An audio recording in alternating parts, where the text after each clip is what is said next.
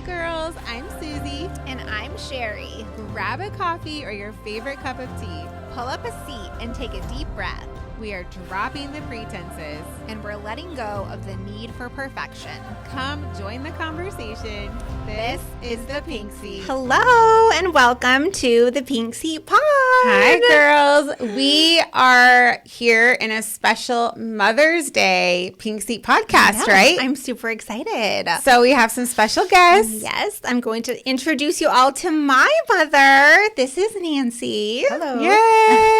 Thanks Welcome. for coming. I know. You look beautiful. We're so glad you're here. Thanks for the invite. Aww. And my mom couldn't be here, but I have the next best thing. My mother-in-law, Jean, is here. Welcome. Thank you. It's so good to be here. I know. And you just got a new car. Yes, I'm so excited. Oh, how fun.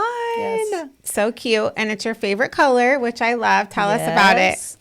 It is yellow with a little tint of green to it. Cute. And it's a Nissan Kicks, so, It's so I cute. can just kick my way around the countryside. That's fun. I love that it's your favorite color. Yeah. That's so fun. Nancy, what's your favorite color? Do you have one? Not really. No. Sherry, do you have a favorite color? Guess what my favorite color is? You should know. I actually don't know. Really?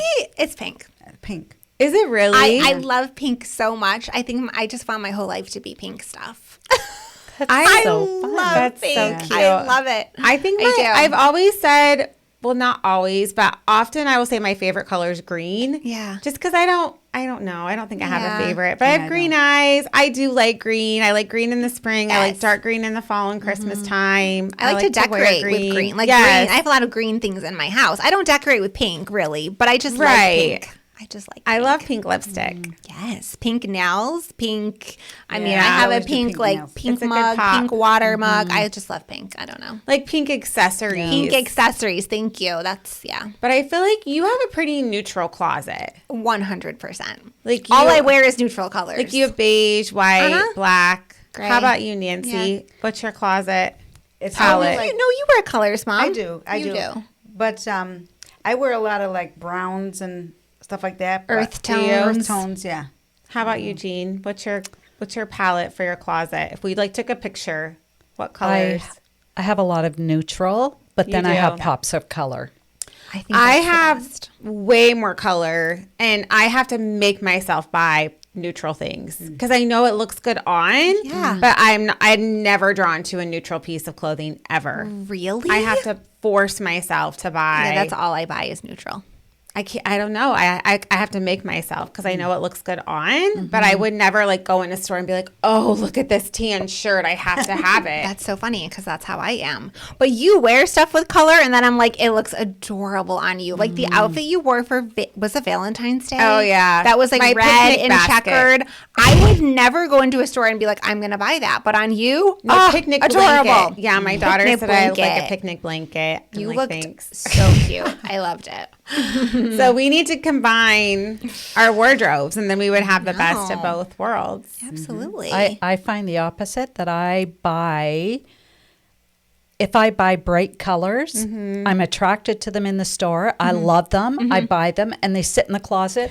I put them on and think, maybe next time, and I hang it back up again Yes. and wear the neutral. Jean, I am Really? exactly like you. I Really? have colors Yep. in my closet, and I tend to not wear them very often. Like I'll So put it on and be like, interesting. no, I'll just stick with beige. Yeah. Because so beige is funny. safe, and I look good in it. I so. do Yeah. better in the summer with the brighter colors. Yes. Yeah. for sure. Yeah. Well, we are here for our Mother's Day edition. So I love that we have our moms here. Me too. So I have to ask, what is one thing, ladies, our special guest, that you have loved the most about being a mom? It's a hard There's a one. lot- I know. There's a lot to that question. Well, I can say, I loved when the kids were the unconditional love, with your Yes. kids. It's like, and that they would be so cute and always hugging you. Yes. And you're like, I miss love you, that. mommy, or whatever, and always hugs, so you were their superstar. Before they hit puberty and they True. want to be with you all the time, Yeah. and they love you no matter. They're like puppy dogs Oh, I that love you so no miss matter that. what. You can't even use the bathroom without your kids Right. following you in there. Yes. Sticking their fingers under the door. Mom, are you in Mom, there? and they say, Mom, where are you? It's Yeah. like, But you miss that now. Yeah. Yeah. Unconditional love. How about you, Jean? I thought about that, and that's, when your kids are under 5 or under 7, that's the part you love, is that love that you get all the time. And, when they're hurt or, they come running, mommy, I need help or whatever. But, as my kids got older, I loved watching their personalities develop and how they are so different, but, and such different personalities, yet come from the same parents and same, my kids are only a year apart. So it just seems so crazy that they were so different. Oh. Yeah. But I loved watching that. Oh, that's Cute. fun. So since you're here, I have to know what was the hardest thing about raising Cherry? Actually, she was really easy to raise, to Oh. be truthful. The hardest part about raising her was, well, actually, I can share this. When she was born, she almost died because she stopped breathing. She was like a SIDS baby in the hospital. Wow. This other doctor, I remember having her, and because she was my second child. And I remember the doctor, my sister came to visit me, my oldest Yeah. sister. And she goes, why are all these doctors looking at Sherry? And I'm like, I don't know, What? because she was in the nursery, right? So Oh my I walked out there with her, goodness. and I walk out to the nursery, and I see my pediatrician, and he goes, he calls me over, and he Wow. goes, and then he explains to me that she stopped breathing. Whoa. The other Wow. GYN OB saw her when he went to check on Oh my one of his patient's goodness. babies, and he saw her that she was Wow. great, and he touched her, and then she's you know what I mean. Kind of jostled So back. he's like, so Wow. we have to do all these tests. They had to do, spinal taps, and they had to do all these testing, and then they put her on a monitor, the sleep Yeah. monitor. After that. And so I remember going, oh my goodness. So then I remember walking and I turning around to go back to the room, and I burst into tears. My sister had to catch me because you know how your stomach muscles, I'm like going, I almost fell on the floor. Wow. But that was the hard thing, but then it wasn't hard in essence because God was so faithful that she was fine, Wow. Sometimes she'd make the monitor go off at home, but it was because her heart rate dropped so much. Right. not How the long breathing. did I have to be on that monitor? Like 6 It was like months? 3 months. Oh, the first 3 months? Or maybe it was 5 months. Okay. So if you were home, you could have died. I know. In a crib Like, thank God somewhere. that had Oh, happened yeah. in the nursery at the hospital. And that someone saw. I know. Yeah. Because you're right, those little babies aren't attached to anything. They're all just No, they laying just in lay those there. cute little boxes. My goodness. But that would be, Yeah. but that wasn't hard in essence. She didn't have anything to, but then the Right. hardest part of her is the fact when she had to move out. That was the hardest part. sweet. She was, you know what she does for a living. So she was Yeah. the house was always Is clean. that why That's I was sad that I left? Let's just get practical. And She's and like, my she- house is not clean anymore. If it wasn't for the fact that She's a you baker. cleaned, then who cares? No. Get her out. No, plus she loved to bake. I did. So when I would Yeah. be at work or come home, she would always be baking something. It's and true. so I'd clean the house So and make her fun. baked goods. So what's not to love? What's not to Really? love? Can you move in with me? And she was Perfect like, child. she was like, as teenagers, her and Amber, we loved to go to the mall shopping. We would do all this stuff because We Dan was in the would. military, and sometimes he'd be gone for Yeah. 3 months or 4 months at a Wow. time. So we were always like shopping or going out to eat or something. Yeah. something Yeah. fun. That's I cute. know. But It she was wasn't a fun. hard child at all to raise. No, I She can was good. attest to that. Not to like toot my own horn or pat myself on the back. I did not give my mother a hard time. We just didn't have that kind of relationship. We weren't. I wasn't slamming doors in her face and saying "I hate you," and Yeah. that's just not how we were. I was respectful and we had fun together. And Well, you're going to have to tell us all your tips and tricks, Nancy, on how to raise a daughter. I know. She's like, I don't know. No. Right? You should write a book. I mean, but Amber, all of my kids were pretty good. Well, I don't think that's quite your story. Now, Tell us, Jean. We want to know. We want to hear about Mike. I did not know that there was a possibility of having a strong-willed child. I didn't know what that meant. I didn't know anybody else that had a strong-willed child. Okay.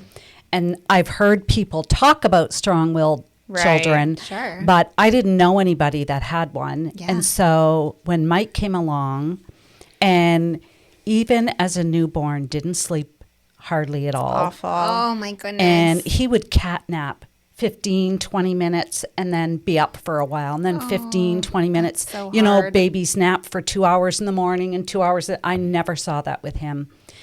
And when he started walking at like 9, 10 months, and it was just like, let me into everything. Wow. He was just a wild child. And he was your first. He was my first. And it was like, oh my gosh, how am I Wow. going to do I'm this? surprised you had another one. Well, I know. And so close together. Yeah. Dave and I talked about, you know what? Maybe we'll just have one. And I was pregnant. Oh, all right. And Mike was only 5 months old. What? And so I did not know that. when I got the news from the doctor, because when we were talking about it, I'm thinking, well, they say when you're nursing, you don't get your cycle. Right. So I Yeah. just thought it was Yeah. that. And so I thought, well, maybe I should go see the doctor. And so I did. And when they called and they were so happy and congratulating me, and I'm weeping on the phone, I said to the girl, the nurse, I said, I have a baby. I don't want another one. Right.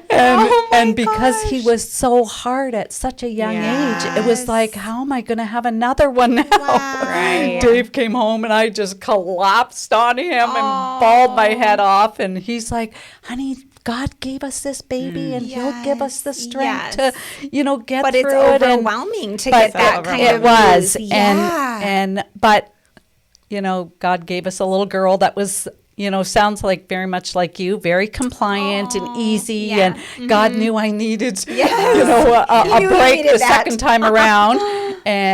But Mike was very, and even through his toddler's age and his. So he was always like that. He was Teenage years, always like that. everything. And the best thing that the thing that really turned him around is putting him in organized sports. And once he got into organized sports and he could let out that energy. Yeah. And it was like, oh, thank goodness we found what We found an worked. outlet for him. You know, but I'm telling you, when he was not even 3, I think, I bought the book Parenting Isn't for Cowards and The Strong-Willed Child. And both of those books changed how we parented. Okay. Because you And- just don't know, right? Yes. Like you said, Right. if you don't know anyone else that has a kiddo like that, and then it's easy because other moms are judging you. Yes. And they're thinking your kid's out of control because you're a bad mom. But that's not the case at all. You're having to adjust everything you know Yep. to meet your kid's needs. Wow. Was there something you did or tweaked that you remember doing? Or is it just kind of in general? I think once I read those books and realized that I wasn't the only parent, you know, we weren't the only Right. family that had a Sure. strong-willed child like this. And that helps you to relax. And then they're Christian books that I bought. And so it was reassuring that, you know, giving it to God and trusting and believing that God's on your side, that in itself made it easier. Yeah. You know, For sure. and I was able to then ignore the people and the comments. Okay. I bought a harness for Mike at a very young age because I had a baby as Sure. well. And so I would put this harness on him and people were so rude. You know, oh, you have a leash on your child and, you know, like say it right to your face. Oh and my gosh, and a yeah. couple of times I would say, well, would you like to chase him through a parking lot? Because I did that. Yeah. You know, that's and so you have scary. to You do get hit what by a car. yeah. You gotta keep And it- so I was able to then just give it to God and not comment back to people and just Right. ignore them. Good. Yeah. Oh my goodness. I feel like there's Sounds like a lot. some parents, some moms with strong-willed kids that are feeling like, I'm glad I'm not alone, right? To know Yes. that. When you don't Yeah. know till you're going through it, like she said, she didn't know like you could have a strong-willed child like that, but that is a real thing that Yeah. parents deal with. Yeah. And you see those kids in the store taken off from their parents and this and that, and sometimes you do. You're quick to like judge the parent when it's really not the parent's fault. This Right. is just how their child is wired.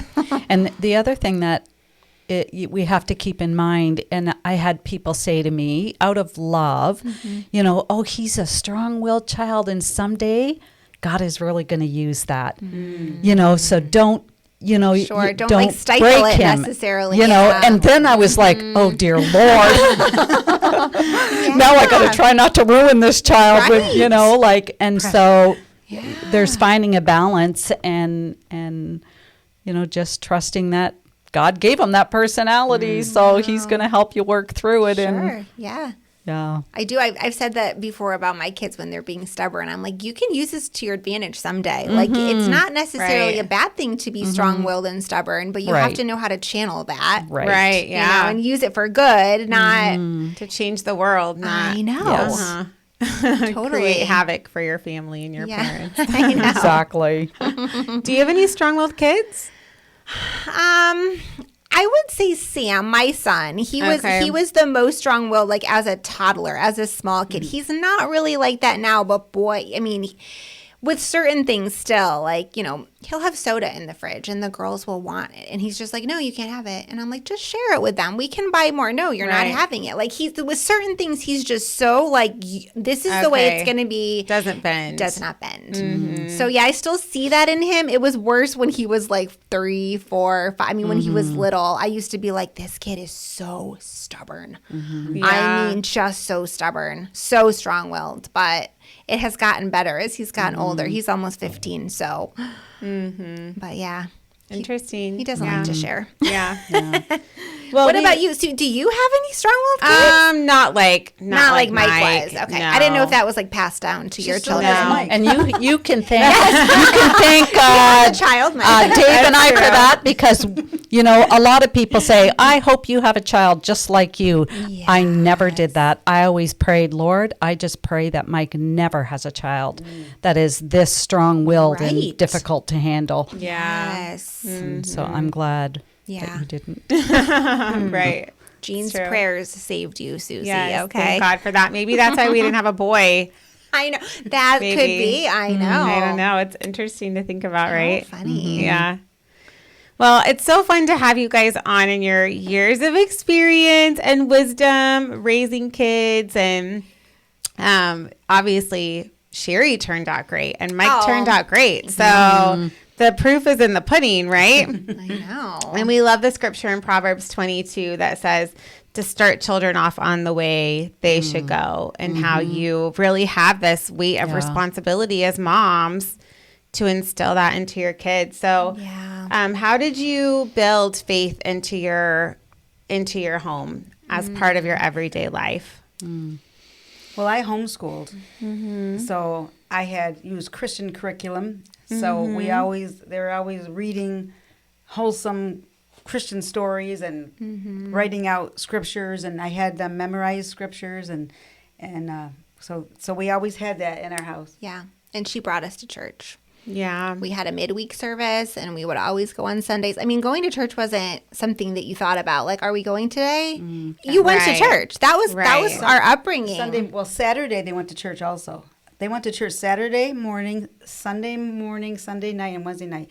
I babysat at a church down the street from our house. Okay. To make extra money, I babysat in their nursery. And so I brought my kids with me. So they were a part of the Sunday church service. Yeah. It's a Baptist church that's a Seventh-day Baptist. Yeah. So they had It was friends fun. We went to vacation Bible school in the summer. I taught vacation Bible school there. Yeah. And it was just, so they were raised in church and around Christian kids. So that, and homeschooling them, I felt, Danny went to kindergarten in first grade.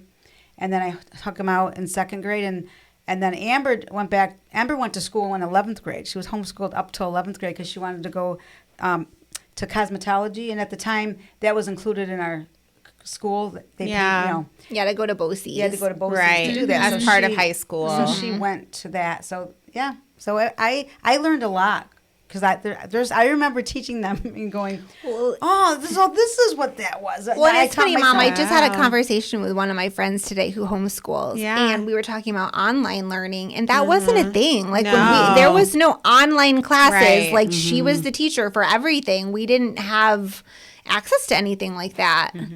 It's come a long way. Homeschooling curriculum and things have come a long way. So you had to teach it. There wasn't an online And it was a joy to teach my kids. Well, Danny didn't. I didn't have to teach him how to read, but it was fun to teach Sherry and Amber how to read. To have that. When they finally got it, that it was like, yes, I know. So you got the reward because you were the one to teach them. And I did. It was. I mean, it was hard at times, but I knew it was what we're supposed to do, what I was supposed to do. And she didn't like the quarterly report, Susie. Oh, gee. Yes. You are going to know all about that soon. Yeah, I have a quarterly report that's already passed due. Yeah. But I have done them before because I did them for Adeline. So, yeah.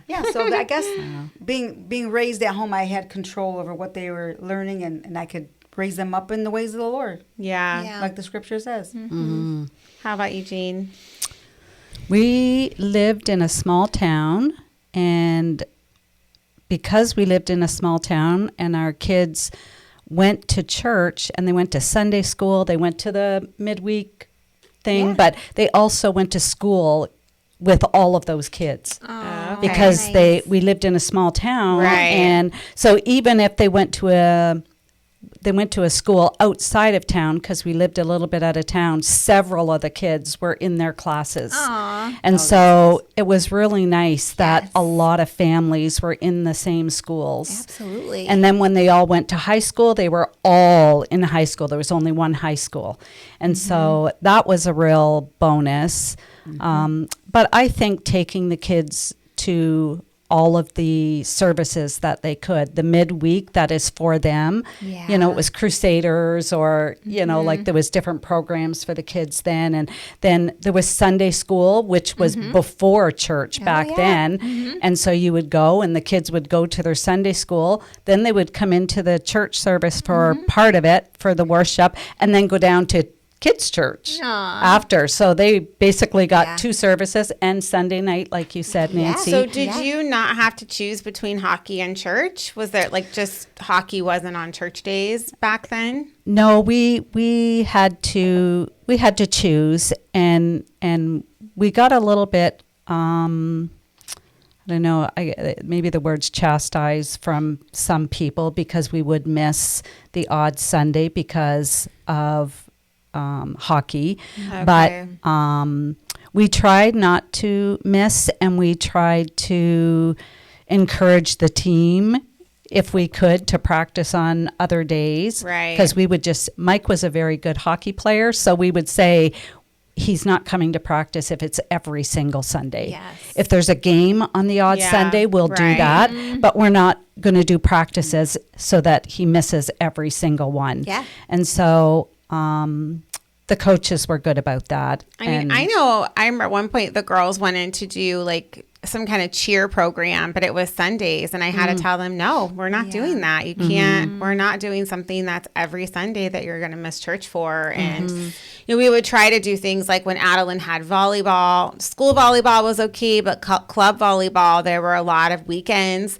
And we would look at the event calendar and, you know, pick and choose and say, well, hey, you can have there's 2 Sundays we can do. Other than that, if it's a Saturday, Sunday tournament, you can play Saturday, but you're not going to play Sunday to try to make those. But you know, every family has to make those choices for themselves. And I think it's important that we're not like criticizing or condemning families but I think the key of what you're both saying is you kind of create an environment where your kids had other kids that were Christians and were like-minded. Absolutely. Right? Yes. And I think that's important. You know, obviously you're talking about your faith, you're taking them to church, but like you talked about how important it was for them to have Christian kids in their classes. You didn't put your kids in public school, so they weren't around. And I was very careful with my kids who their friends were. You know, because I got to be in charge and control who they hung out with. If they hung out with certain people, it'd be like, yo, you're not hanging out with them again. Yeah. You know, because what does this say in Proverbs? Bad company corrupts good morals. It's so true. And they could pick up things, and it's like, nah, where'd you learn that from? You know, so just it's our responsibility. And right? it's not just kids; it's even young adults. It's very common for kids to graduate high school, go to college, and their circle of influence changes, and you see them change. Yes. And I was just watching a Netflix show, and this woman was talking about how she was an adult in her career, but she was struggling, and through it, she said, as an adult, I started hanging out with the wrong people, and I started doing drugs. I started partying, doing these things as an adult. Yeah. And so you think, as an adult with a fully functioning brain that's already developed, how much harder it is for our kids to make those choices. And, you know, I've seen that with my kids too. Like, there was a season that we homeschooled Adeline, a very, very short season, but it was because she was struggling with her friendships, and she didn't have any Christian friends at school. And she would tell me, like, you know, we had basically a come to Jesus moment, and she was sobbing and telling me, like, it's too hard.